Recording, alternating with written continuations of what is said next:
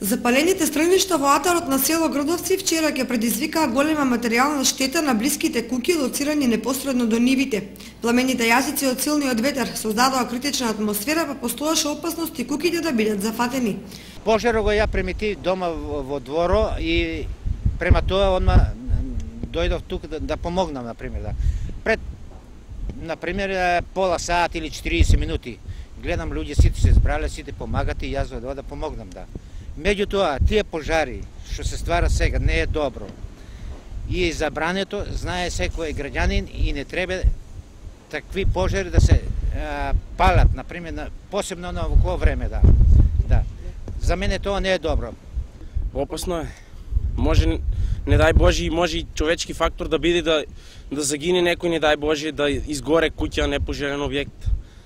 Во гаснењето на пожарот интервенираше територијалната противпожарна единица на Кочани, со што пожарот беше локализиран. Интервенцијата на територијалната противпожарна единица се одвижаше со 2 противпожарни возила и 5 пожари. Благодарејќи на присебноста и голема од селото, навреме се спречи да се предизвика поголема материјална штета.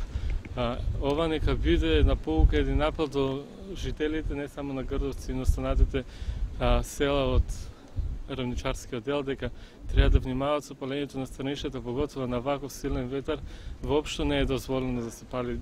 Самите се свесни во каква опасност се доведуваат самите себе. Случајот со запалените стрелништа по нивите не е единствен во село Грдовци. Секојдневно пламените јазици уништуваат значаен дел од флората и фауната и во